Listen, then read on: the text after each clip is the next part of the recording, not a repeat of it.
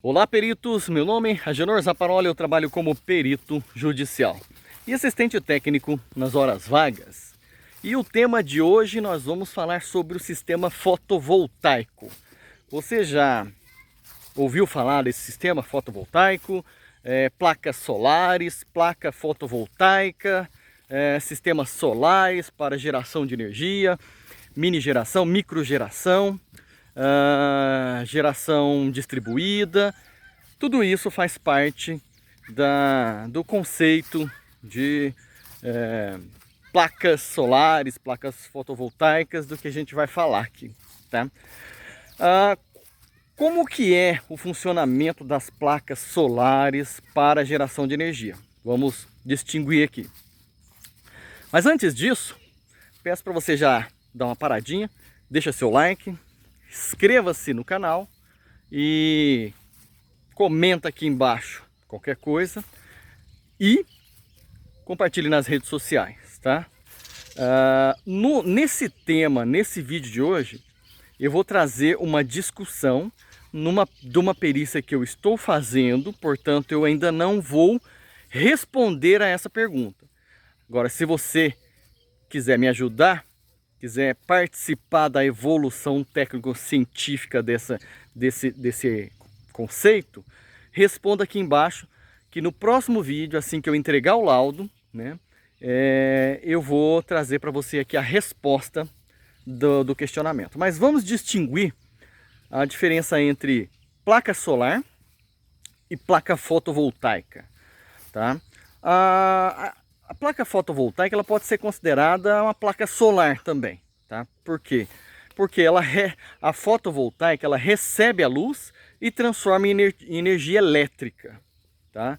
E a placa solar de líquido, né? De aquecimento solar. Então nós temos a placa solar de aquecimento solar e a placa solar fotovoltaica, né? A fotovoltaica gera energia, ela recebe sol e gera energia. A placa solar de aquecimento, ela recebe sol, aquece a água que passa pelos tubinhos dela e devolve para um compartimento que vai manter aquela água quente. Então aí vai para o seu chuveiro aquela água quente e a sua torneira misturadora vai misturar água fria com quente e aí você faz a temperatura que você queira. Mas nós vamos falar aqui sobre a placa solar fotovoltaica, que é a geradora de energia. Como que é o sistema, basicamente? O sistema é formado por três partes. Quando a gente fala em off-grid, e ela é formada por três partes. Off-grid desculpa, on-grid. Quando ela é formada por on-grid, ela é formada por três partes. E o que é on-grid e off-grid? On-grid, na rede, quer dizer, está conectada com a rede da prestadora de energia. Off-grid não está conectada com a prestadora de energia, tá? Aí é um pouco mais complexo. Mas vamos falar do on-grid. No on-grid, onde você está conectado com a prestadora de energia, você gera energia através do sol e vende para a prestadora de energia. E ela vai receber essa energia e vai entregar para os vizinhos ali. Depois, à noite, como não tem sol, você não vai gerar mais, vai ter que começar a consumir energia da prestadora. Então agora você pega de volta a energia que você vendeu para a prestadora. Então ali é uma troca, tá? Onde você vende a energia para a prestadora e durante o dia e à noite você consome esse crédito de volta, tá? Agora, tecnicamente, como é composto o sistema on-grid? Então você tem módulos, que são as placas solares, são módulos. Você tem o inversor, que converte a energia corrente contínua em corrente alternada. E você tem a rede da prestadora, a rede da residência, tá? Então você tem painel solar, inversor e rede, né? Então você tem somente esses três itens a considerar. Então, o painel solar é aquela placa que você conhece, geralmente de 1,5 m, 2 metros, que é instalada em cima da casa. Ela vai receber ali, ela é feita de silício e mais alguns outros materiais. Ela vai receber a energia solar e vai converter em energia elétrica. Vai conduzir essa energia elétrica, porém ela vai gerar uma energia elétrica contínua, diferente da que a prestadora te entrega, que é alternada. A energia elétrica contínua é a mesma da bateria, tá? Que sempre um lado é positivo, sempre o outro lado é negativo, tá? Bom, para transformar ela em corrente alternada e entregar na rede de consumo, né, você vai ter que utilizar um inversor. Esse inversor faz a função de transformar de rede de contínua para alternada, tá? A função específica do inversor é transformação, conversão de corrente contínua para alternada. Internamente, tecnicamente, ele recebe corrente contínua e gera uma alternância, gera uma frequência alternada do outro lado, tá? É basicamente isso que ele faz, porque ele recebe 12 ou 24 volts numa ponta, que é neutro, né, negativo e positivo, dando um diferencial de 12 a 24 volts, e gera uma alternância, né? Por isso que é corrente alternada, gera uma alternância. No lado positivo, né, no lado, o que a gente chama de fase, ele ora possui energia, ora não possui, tá? Então, por isso que ele é alternado e por isso que você vê a luz piscar em determinadas regiões, porque às vezes você tem ali uma falta de energia, uma queda pela distância do cabeamento, você tem uma queda de energia, às vezes você vê a luz piscando numa velocidade muito grande, porque ela pisca 60 vezes por segundo, né? Então, o inversor tem essa função, tá? Agora, no off-grid, aí entra baterias. Então você tem módulos solares, que é o painel solar, que é a placa, gerando energia que passa por uma controladora de carga. Essa controladora de carga, ela tem a função de controlar a carga que vai ser injetada na bateria. E porque se essa bateria ficar recebendo carga contínua diretamente, ela pode viciar, estragar com facilidade. Então você tem um controlador de carga que vai carregar a bateria até um certo ponto. Quando ela estiver completamente carregada, ela vai desligar para não ficar recebendo corrente desnecessária. E quando a bateria começar a ser utilizada e chegar a um certo nível de aprofundamento ali, tem um nome para isso, né? Esqueci o nome, é aprofundamento, não, imersão, não lembro aqui agora, mas quando a bateria chega ali próximo a 11 volts, ela vai, o módulo de carga ali vai identificar que a bateria está baixa e vai começar a carregar ela novamente. Então ele fica ali controlando conforme qual bateria você utilizou, porque uma bateria de chumbo ácido, ela age e ela vicia, ela estraga, diferente de uma bateria de outro tipo de material, tá? Então, o controlador de carga tem essa função, proteger a bateria, tá? E tem controladores de carga que eles fazem um pouco mais do que isso. O que mais que eles fazem? Eles também reaproveitam. Imagina que a bateria está 100% carregada, mas ainda está gerando energia. Eu vou jogar essa energia fora? Não. No controlador de carga é possível você ligar algum outro objeto e deixar esse outro objeto funcionando a partir desse excedente, tá? E ele fica controlando isso. A bateria entrou em funcionamento, ele fecha essa porta do excedente e começa a carregar a bateria e fica controlando isso. Mas a função dele é controlar especificamente a bateria. Agora, depois da bateria, ligada na bateria, também tem um inversor. Por quê? Porque você não vai querer só carregar a bateria, você vai querer pegar essa energia e jogar para dentro da casa e poder consumir. Então aí você tem uma bateria com corrente que armazenou corrente contínua, vai entregar para esse inversor corrente contínua de 12 a 24 volts, depende da sua configuração. E o inversor vai transformar em corrente alternada, 110, 220, e entregar para a rede elétrica da sua residência. Você vai consumir normalmente. Por isso que eu falei que no off-grid, nesse caso, que é desligado da rede da prestadora, você não precisa da prestadora, porque à noite você vai utilizar o que você guardou nas baterias. E aí você tem que ter uma quantidade de baterias o suficiente para, né, conseguir alimentar tudo, né? Então, essa é a diferença do on-grid com o off-grid, tá? E você percebeu que no off-grid você tem módulos, controlador de carga, bateria e inversor e a rede da residência. Basicamente isso, né? Quando no on-grid você tem somente placa, inversor e rede, mais nada, né? Então tá aí a questão. Agora eu vou fazer um questionamento que é uma perícia que eu estou fazendo agora, no qual uma empresa instalou um sistema fotovoltaico para uma residência, um sistema até considerável, com acho que 30 e poucas placas, não, 70 e poucas placas, e era on-grid e pegou fogo. Todo equipamento eletrônico ali interno pegou fogo, né? Lembrando que existem questões ali, às vezes se você quer, às vezes se você precisa de uma grande potência, tem que colocar um transformador ali, tá?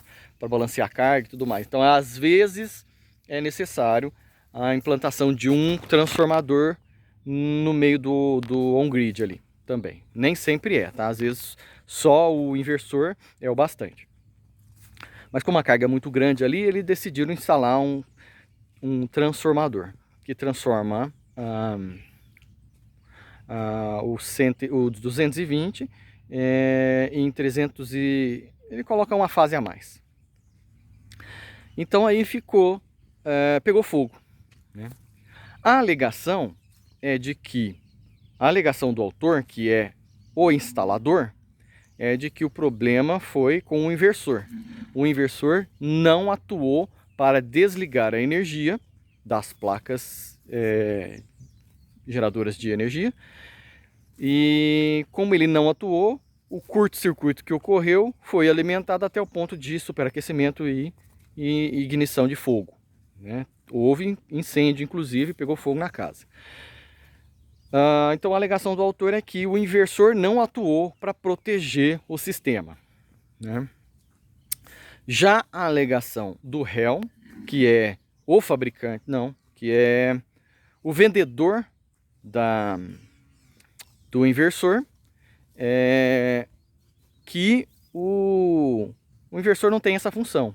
Apesar do inversor ter proteção de algumas questões, de algumas funcionalidades de segurança, como por exemplo, se ele perceber que a carga das baterias está muito baixa, ele desliga. Se ele perceber que ela está muito alta, ele controla, né? Se houver falta da rede da prestadora, ele também desliga. Então ele tem alguns sistemas de segurança. Existe um DPS interno que controla picos de tensão.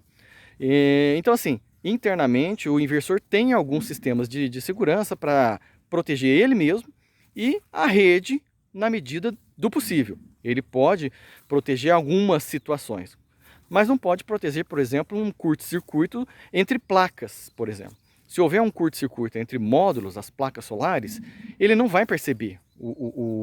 E mesmo que ele perceber, não adianta ele fechar, sendo que o curto é antes dele.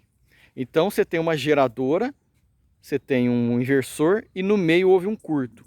Esse curto vai fazer a corrente correr entre placa geradora e esse curto, e o aquecimento da fiação ali vai ser o bastante para pegar fogo. Então, nem sempre o inversor consegue atuar em questões de curto-circuito, tá? Então, para evitar curto-circuito entre o inversor e a placa, é necessário colocar ali sistemas de proteção, né? Aí a gente vai analisar o que fala a NR10 e o que determina a 5410. Tantos 5410 é a BNT-NBR e a NR10 é do Ministério do Trabalho. Tá? Eles dizem que eles criam ali o conceito de sistema de segurança, serviço de segurança, no qual o inversor não é caracterizado como um sistema ou serviço de segurança. Ele cria ali equipamento de segurança. Ele cria também o conceito de equipamento de utilização. O equipamento de utilização é aquele que serve ao ser humano, né? Que é o liquidificador, tudo que você coloca na tomada ou que você utiliza para uso próprio, tá?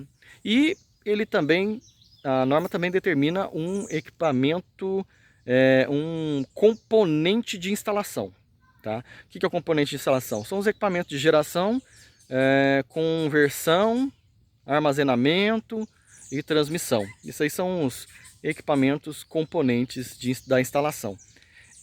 Então, nós conseguimos caracterizar o inversor como um componente de instalação, porque sem ele o fornecimento de energia não chega a funcionar, né?